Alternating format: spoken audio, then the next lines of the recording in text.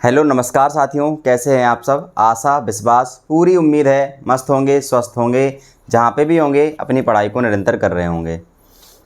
असफलता एक चुनौती है, स्वीकार करो, क्या कमी रह गई है देखो और सुधार करो।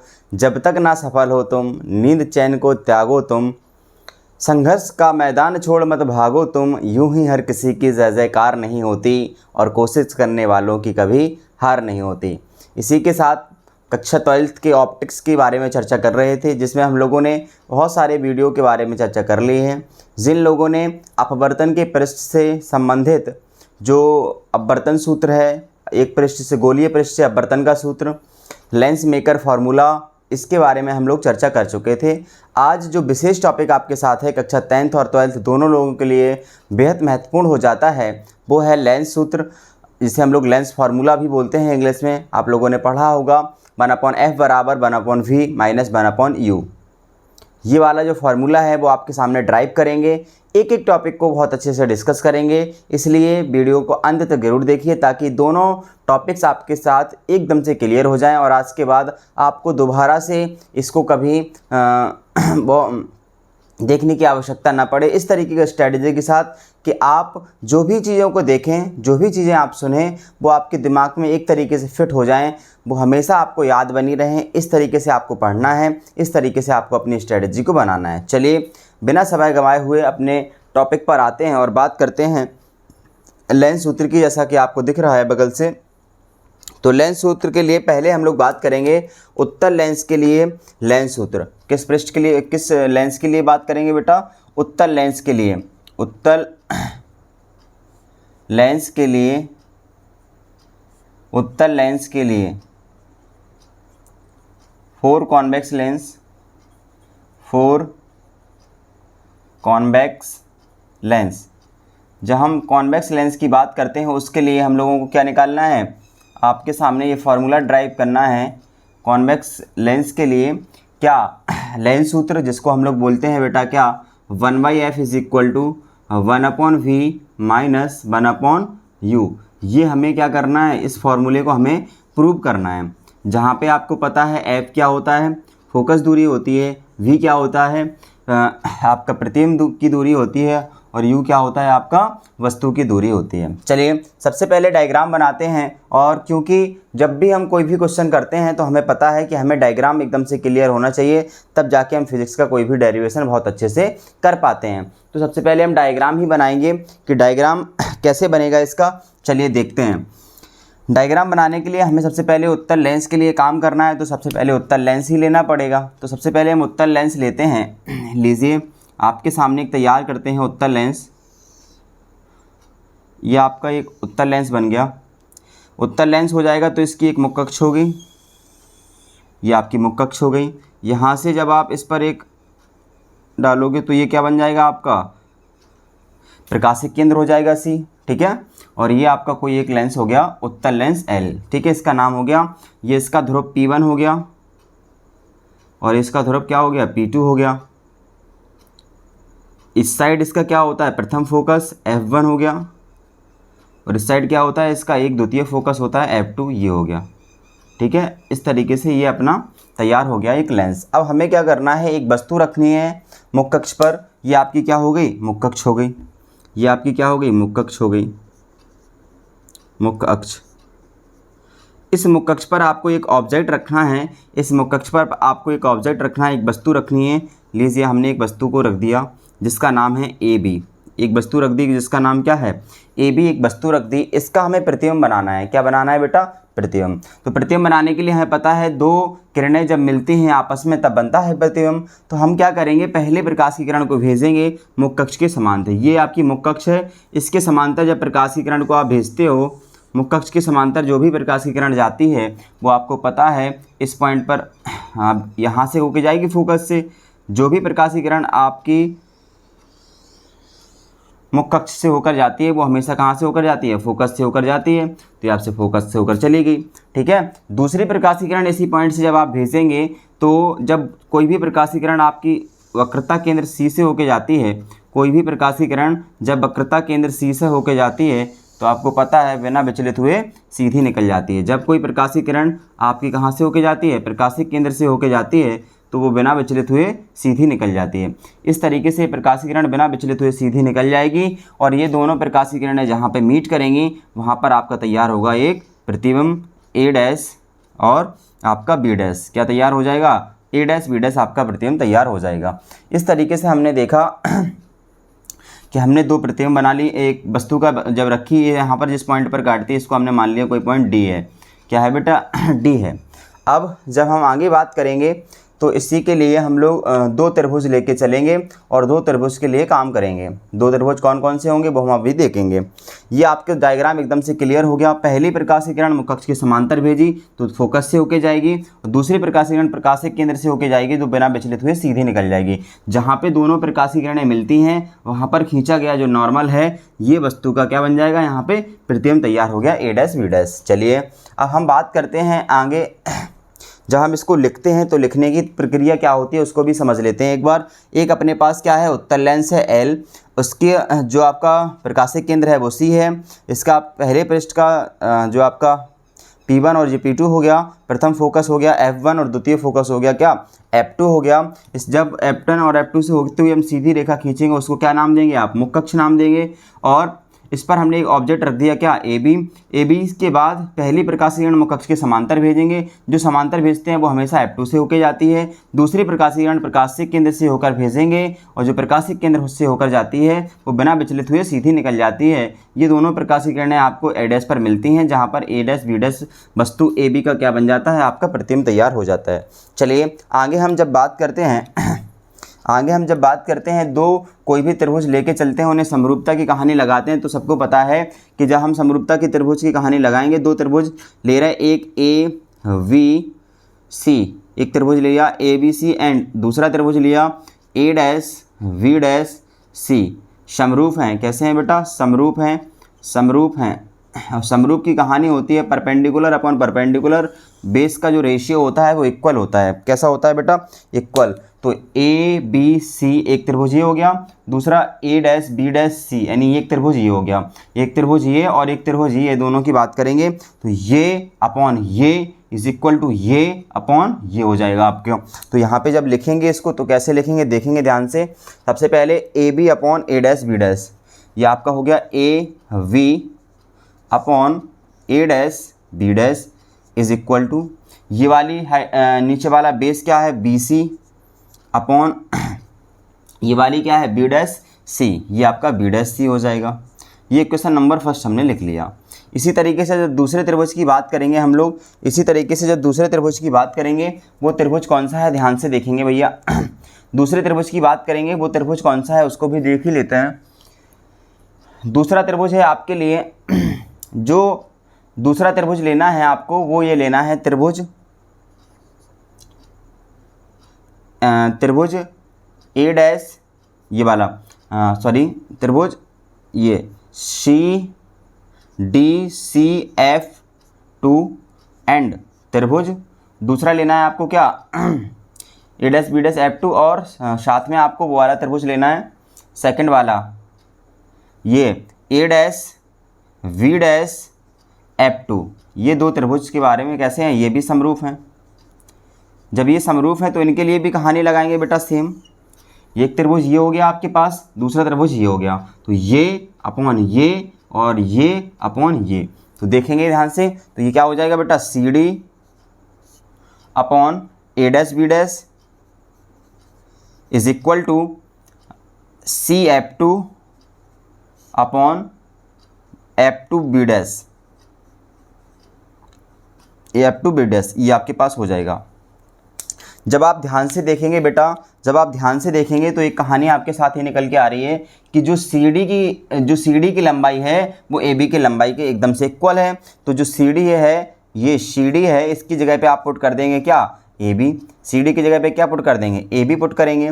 जब यहाँ पे सी डी की जगह पे ए बी रखेंगे तो यहाँ पे हम ए बी रख सकते हैं सी डी की जगह, और ये क्या हो जाएगा बेटा? ए डैश का ए डैश, बी डैश का बी डैश, और सी एफ टू का सी एफ टू, और साथ में एफ टू और बी डैश, ये आपका हो जाएगा। ये क्वेश्चन नंबर क्या हो गए बेटा? सेकंड हो गए।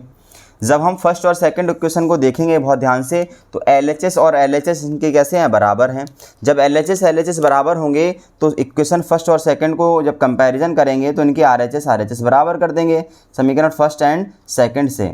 समीकरण फर्स्ट एंड सेकंड से जब लिखेंगे तो क्या हो जाएगा, जब समीकरण फर्स्ट और सेकंड से आप लिखेंगे तो क्या हो जाएगा, ध्यान से देखिएगा।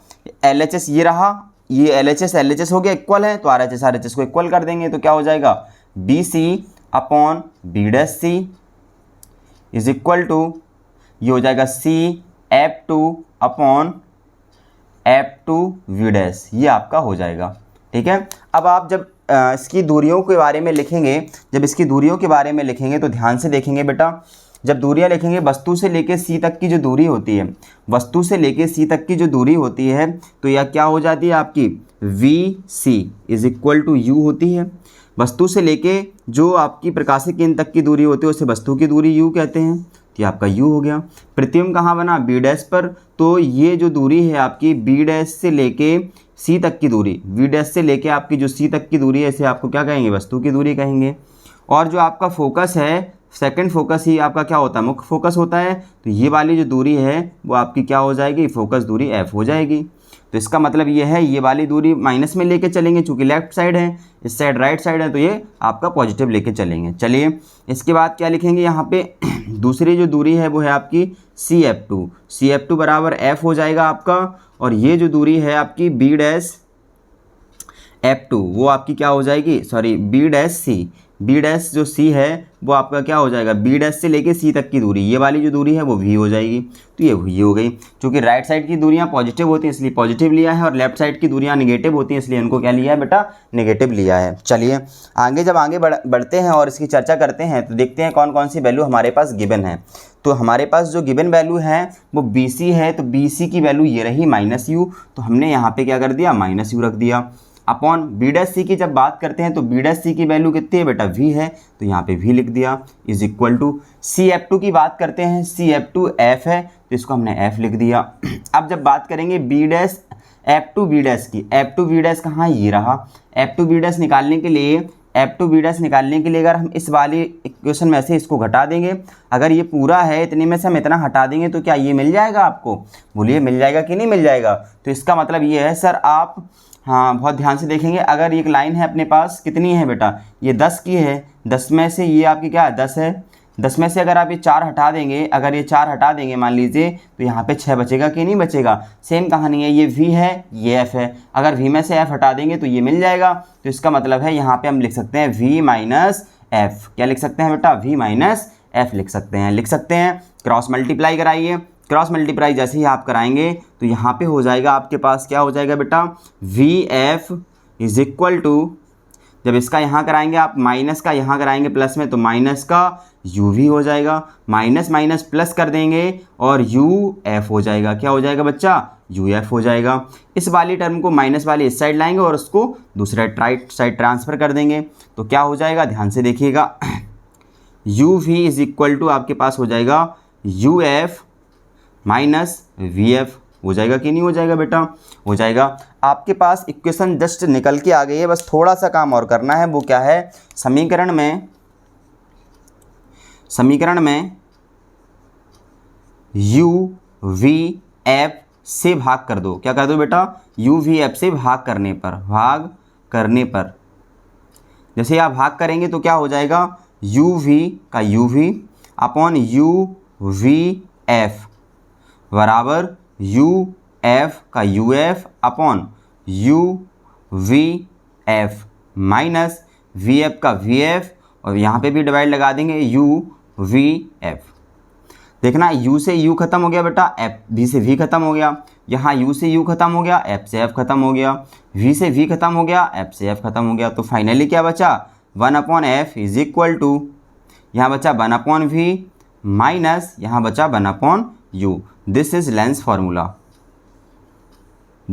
फार्मूला, यही क्या है बेटा आपका, लेंस फार्मूला है, यही लेंस सूत्र है, क्या है बेटा, यही लेंस सूत्र है।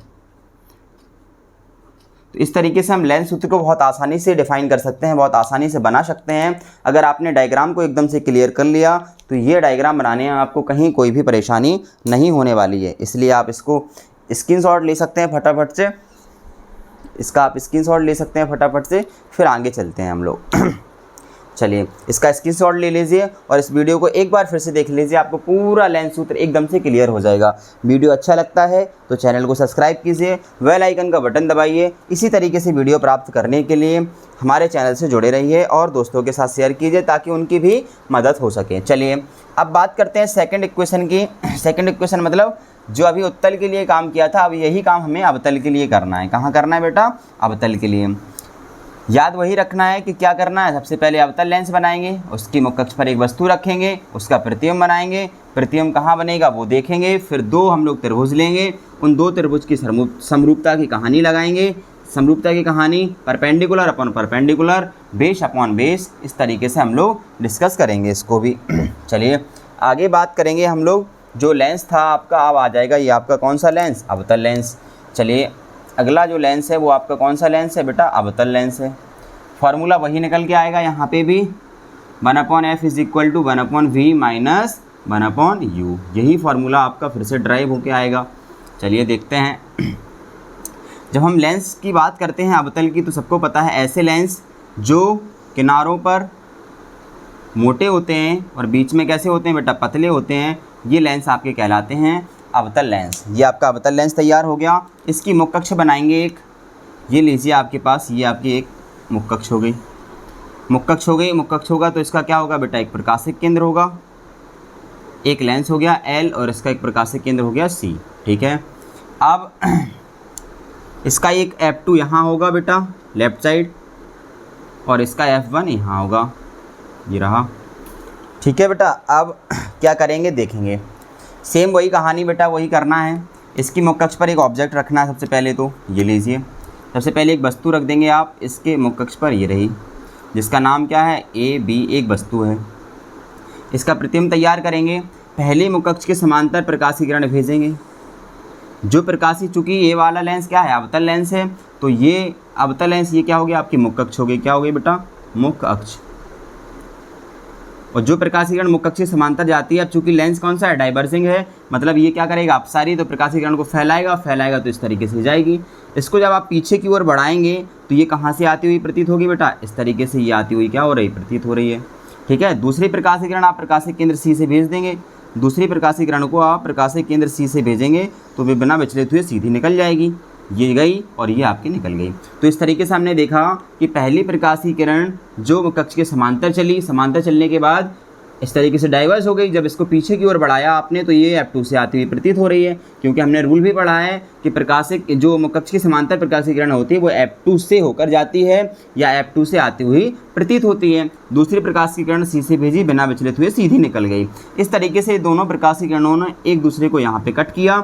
जब ये कट करेंगी तो यहाँ पर जो नॉर्मल आप खींचेंगे वो A डैश B डैश क्या बन जाएगा बेटा? आपका प्रतिबिंब बन जाएगा A डैश B डैश, वो भी कैसा? आभासी। कैसा प्रतिबिंब होगा ये? आभासी, क्योंकि प्रकाश की किरणें वास्तव में नहीं मिली हैं। कैसी मिली हैं? मिलती हुई प्रतीत हो रही हैं या आती हुई प्रतीत हो रही है, इसलिए A डैश B डैश आपका आभासी प्रतिबिंब हो गया। चलिए आगे बात करेंगे हम लोग। जो आपकी डायरेक्शन है उनको हम लोग, जो दूरियां हैं उनको हम लिख दे रहे हैं। दूरियां लिखने के लिए B से लेके वस्तु से लेके C तक की जो दूरी होती है वस्तु की दूरी कहते हैं U, तो ये आपका U हो गया। ठीक है, अब प्रतिबिंब यहाँ पे बना, प्रतिबिंब से लेके C तक की जो दूरी होती है प्रतिबिंब की दूरी कहते हैं, ये V हो गई आपकी। ठीक है, और फोकस से लेके आपकी जो दूरी होती है उसे हम लोग फोकस दूरी कहते हैं, C तक की जो फोकस दूरी हो गई। तो इस तरीके से हमने ये देखा कि ये सारी दूरियां कैसी हैं बेटा? लेफ्ट साइड है, तो इसको सबको कैसे लेंगे? माइनस में लेंगे। तो BC की जो दूरी है बेटा, BC बराबर क्या हो जाएगा आपका? U हो जाएगा, वो भी माइनस। और आपका F2 जो C है वो क्या हो जाएगा बेटा? F हो जाएगा, फोकस दूरी। और प्रतिबिंब से लेके प्रतिबिंब से लेके प्रकाशिक केंद्र तक की जो दूरियां हैं यानी B डैश C, ये क्या हो जाएगा आपका बेटा? V हो जाएगा। ये सब आपके माइनस में लेके चलना है, चूँकि क्या है ये लेफ्ट साइड है, इसलिए इनको क्या लेके चलेंगे बेटा? माइनस लेके चलेंगे। इस तरीके से आपने डायग्राम तैयार कर लिया। अगर आपने डायग्राम तैयार कर लिया तो आपका आधा काम, जिस समझ लीजिए हो गया, आपने आधा काम अपना निपटा लिया। इसके बाद जो उसके लिखने की जो प्रोसेस होती है, जिसमें लैंग्वेज लिखी जाती है, वो लिखनी है आपको। क्या करना है, लेट एक लेंस है जिसका नाम क्या है, कॉन्वेक्स लेंस है, नहीं उत्तल लेंस है आपके पास। इसका एक मुख्य अक्ष है और मुख्य अक्ष पर एक क्या है, इसका प्रकाशिक केंद्र है सी। इसकी मुख्य अक्ष पर एक ऑब्जेक्ट रखा है ए बी के बिंदु ए से चलने वाली प्रकाशीय किरण मुख्य अक्ष की जब पैरेलल चलती है तो वो कहाँ से, फोकस से अपीयर होती है कि फोकस से आ रही है। और सेकंड प्रकाशीय किरण जब आप प्रकाशिक केंद्र से होकर भेजते हो तो वो बिना ऑप्टिकल सेंटर से भेजते हो तो वो बिना विचलित हुए कैसे हो जाती है, सीधी चली जाती है, बिना डाइवर्स हुए। ठीक है, इस तरीके से ए डैश पर ये दोनों प्रकाशीय किरणें मिलती हैं या मिलती हुई प्रतीत होती हैं। तो यहाँ पर A dash B dash A B का क्या बन जाता है, आभासी प्रतिबिंब बन जाता है। ठीक है, और हमें पता है वस्तु से लेके सी तक की दूरी वस्तु की दूरी, एफ से लेके सी तक की दूरी फोकस दूरी, और बी डैश से लेके सी तक की दूरी क्या हो जाएगी, आपकी प्रतिबिंब की दूरी बन जाएगी। जब हम आगे बात करेंगे दो त्रिभुज फिर से लेंगे, इनमें वही कहानी फिर से लगाएंगे। तो सबसे पहले क्या हो जाएगा बेटा, हम त्रिभुज पहला लेंगे, त्रिभुज ए वी सी एंड त्रिभुज ए डैश ए बी सी और ए डैश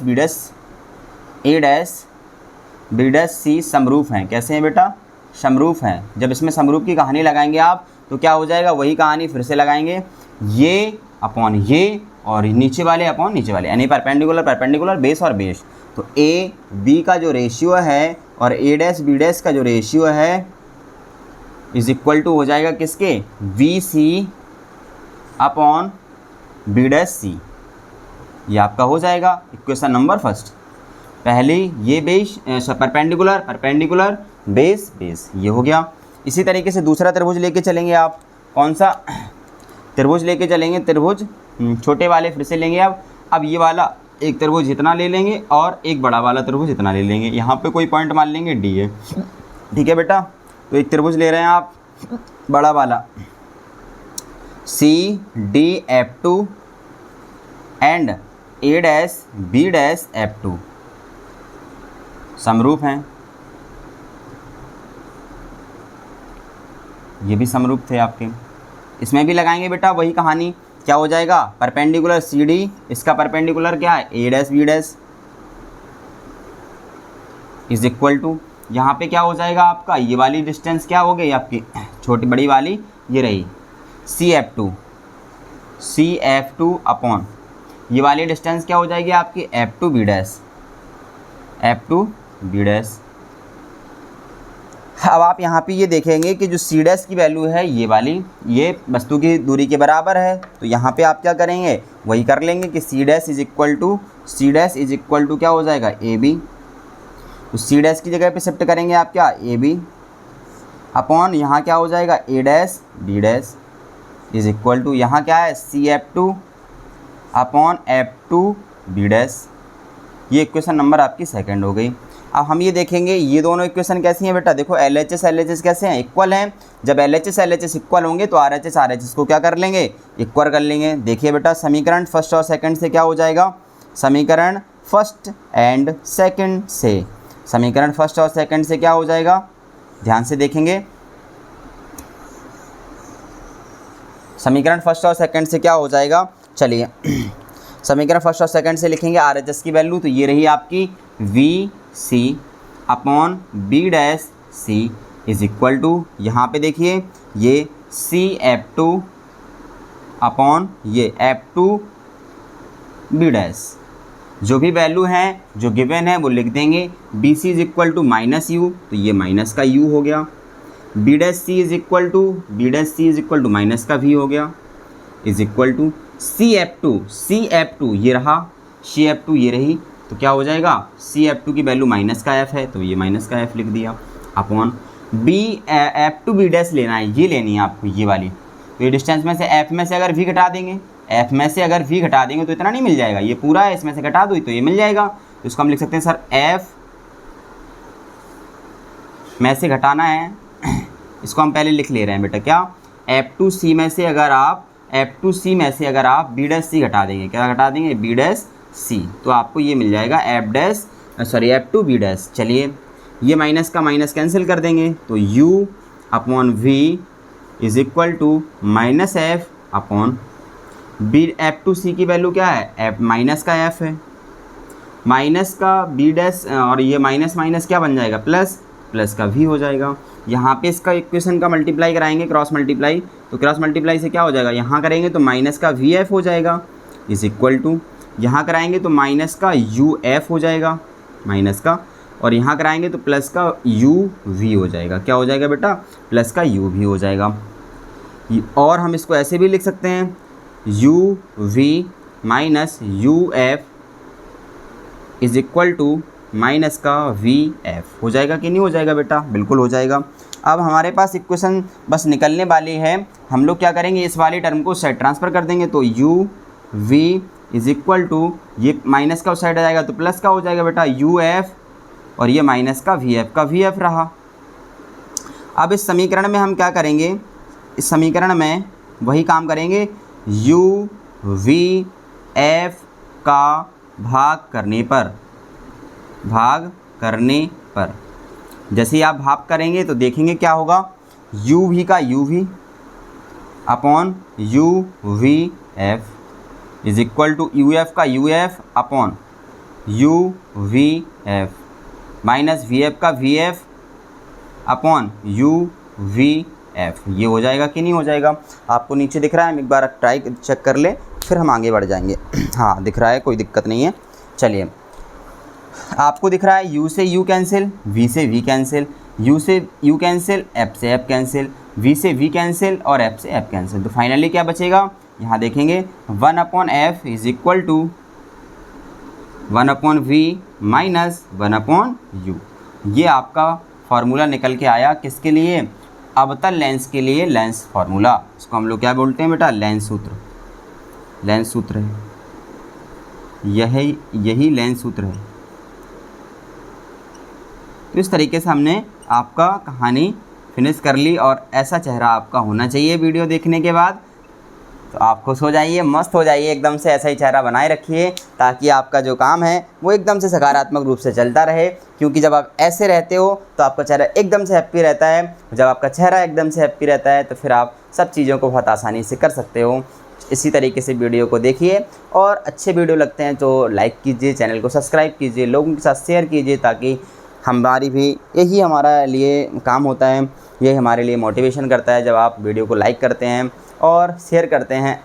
तो इस तरीके से देखते रहिए, चैनल से जुड़े रहिए, छोटे बच्चों से प्यार कीजिए, बड़े लोगों का सम्मान कीजिए, और अपना कैरेक्टर हमेशा आपको विकसित करते रहना है। इसीलिए अपना कैरेक्टर भी विकसित कीजिए ताकि लोग आपके साथ रहें और अपने आप को एक गौरवित टाइप का महसूस करें। इस तरीके से आगे बढ़ते रहिए। Thank you so much, all the best.